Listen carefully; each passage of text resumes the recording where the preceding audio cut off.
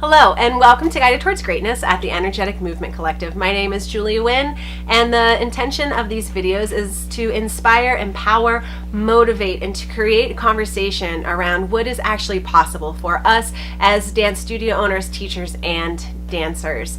Thank you so much for watching the videos, and if you like the content, please hit subscribe below, and feel free to share the information with those that you love or anybody else that you may feel needs a little bit of support in this area.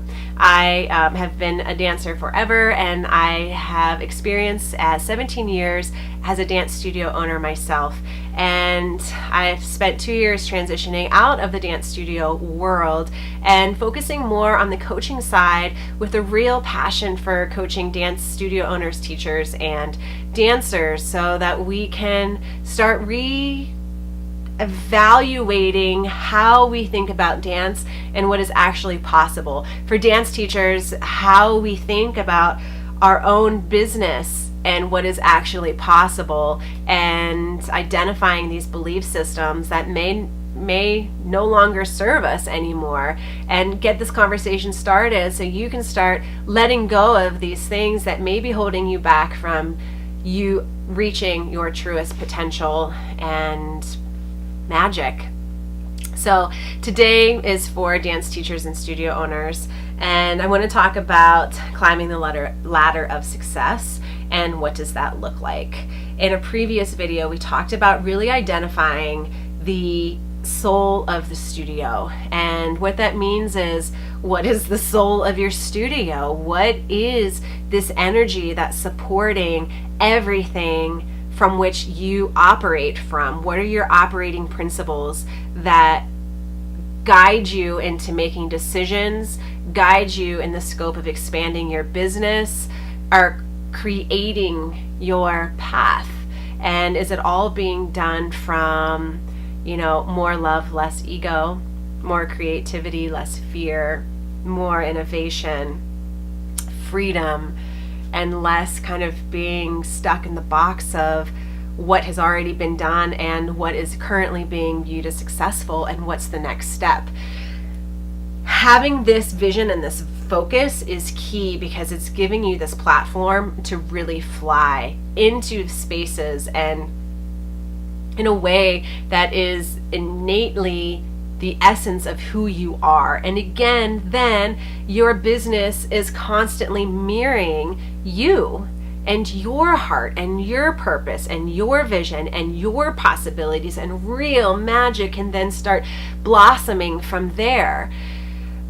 And then as things magically begin to unfold for you, and maybe if you're like a competitive studio, maybe you start winning nationals, or you start getting in the top 20, on the top 20 list of studios to watch in one of the dance magazines, or your students start getting recognized, or choreographers want to start coming into your place. That having a strong vision and focus of what it is that you're really doing and who you are and what you're creating, that is always the centering point, because when things start happening, your ego wants to come in, and then things get messy. And the more you start allowing the ego to take you in a certain direction, the more your soul starts to cry a little bit, and you stray away from the soul's purpose, the studio's purpose, the mission, the vision, the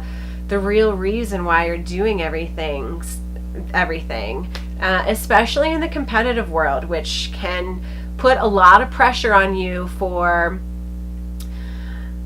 not only needing to be successful, but then after you reach a certain level of success, then success becomes just maintaining your success and your reputation, which can be completely suffocating to the soul, can be completely suffocating to the creative process, and it just kind of puts a chokehold on your possibilities. And I want to talk about that, because you have to define what success looks like for you.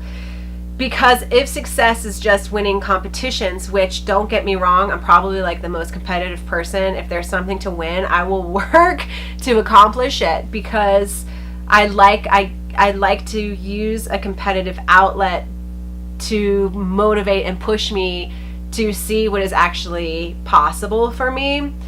And I think that's a healthy way to look at competition, is to look at it as a motivator. But in the dance world, from my own experience, competition and these high levels of success also then brought high levels of kind of pressure and chaos from the outside world, whether it was from other dance studios or dance teachers or people who once you viewed as colleagues are now were not, and it's weird friction. Like, all of these things then again are so then ego and not the spirit of who you are. It's not the soul of your studio, and things now are not reflecting in your external world what is really truly the essence of who you are. So I think it's really important to identify and know the soul of your studio, to really know the true vision, mission, purpose to why you're doing what you're doing, and to really get clear about what success looks like for you. And this is important too, because winning competitions doesn't necessarily bring you success. It brings you a certain level of success when it comes to the reputation. What I meant to say is that it doesn't really necessarily bring you a certain level of happiness. It's a great way to be like, whew, we did it, my hard work paid off. But I think ultimately in this world of dance, we do it because it is an expression of ourselves. It's this opportunity to expand upon our greatness and our possibilities. We create this space for our soul to play, and in the arts, creating pieces. I think everybody's kind of searching in their lives for these pockets of peace, right? So when we're in a competition setting and things are chaotic and everybody's moving and the adrenaline's high and the noise is high and the lights, all of this stuff, creating a piece that is beautiful and magical, that then the gift in all of that is that you're creating a pocket of peace for people. It's like a moment of silence, a moment of, yes, this is why we do what we do. This moment of beauty, this moment of real vision, this moment of real purpose. And then that aligns with the soul of your space, the soul of your studio. It keeps you aligned with the vision of who you are and what you want and what you're doing, versus getting caught up in the competitive thing of that we have to beat them because we're better than them, which there's no such thing as better. But you know, like this ugly part of competition that doesn't feel good and creates barriers, and you want to protect your heart, or your soul is seeking authentic relationships, and your soul feels better when you're supporting other people, and your soul feels better when you can see a colleague and what they're doing and be inspired by them and support them, versus the ego part that shows up, which then nasty things can start happening between studio owners, or there's a level of distrust that begins to happen, or there's a part of you that begins to not really lean into certain relationships because you feel that they may not be as authentic as you wish them to be. And in saying that just doesn't even feel good in my body. And I don't think that's a place that anybody wants to be. I mean, it sounds so much better, even talking about it, to be able to hold space for supporting one another and upping the level of authentic relationships of support and love, and and letting things flow, that there doesn't have to be any kind of like shady behavior that happens. So it's just bringing awareness of really creating the vision, holding onto that vision, and always defining your level of success and what success looks like for you. Some people do not care about winning a national competition over and over and over again. That's not anything that sparks any kind of joy inside. They're happy. Some studios don't even compete, and that is amazing too.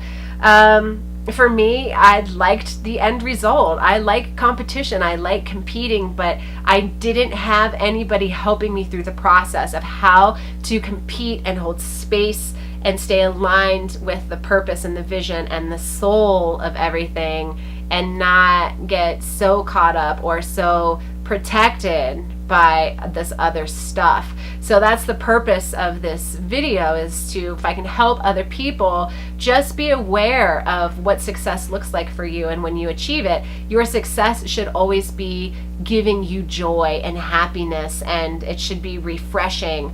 It shouldn't be depleting, or we should never be we should always be working for the heart and not for the ego. I think that's really huge. When we start climbing the ladders of success, is it because we want to increase our ability to love and to be of service to other people, and to create this grand platform so that we can become a greater influence for other people?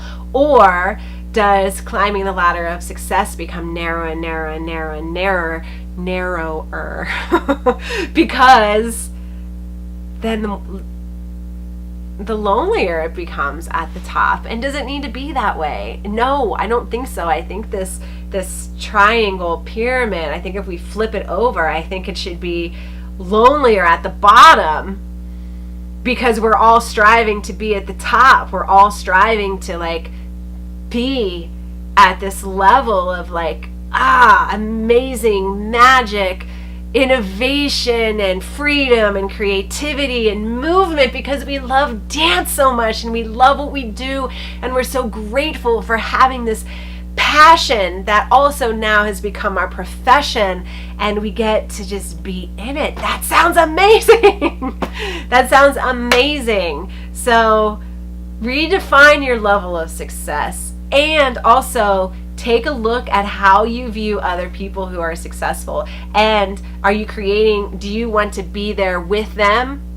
Or do you start pulling back and saying things like in the dance world? I remember seeing these studios that I heard were so amazing, and seeing them, and I was amazed, but then you hear people say, oh, they're not that good. Or for me, hearing that too, people coming with this high expectation of, what the studio was and did, and then sometimes hearing, being disappointed that we didn't live up to the expectation.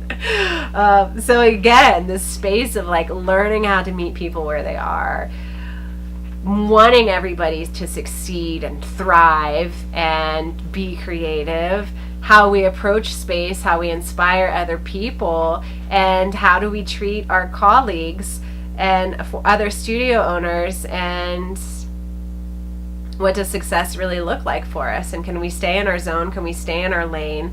Can we stay true to who we are? Can we stay true to the soul of the space and the community that we ourselves are building, and stay so strong in that mission and that vision that we're only able to support other people, because we don't see anybody as a threat, because we put so much energy into our own foundation that it's good, we're solid, we love it, we want to see other people around us do what we've done. Doesn't that sound exciting? I think that sounds amazing.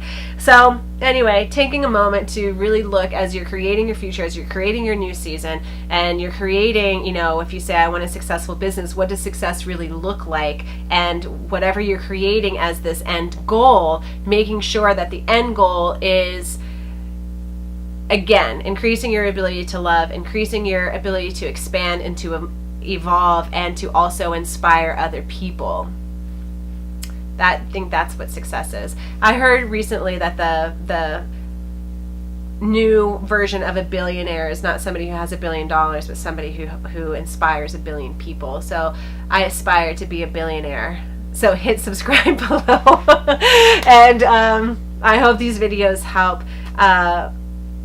Today, think about when you're thinking and creating the vision of your life and your business, 2 things.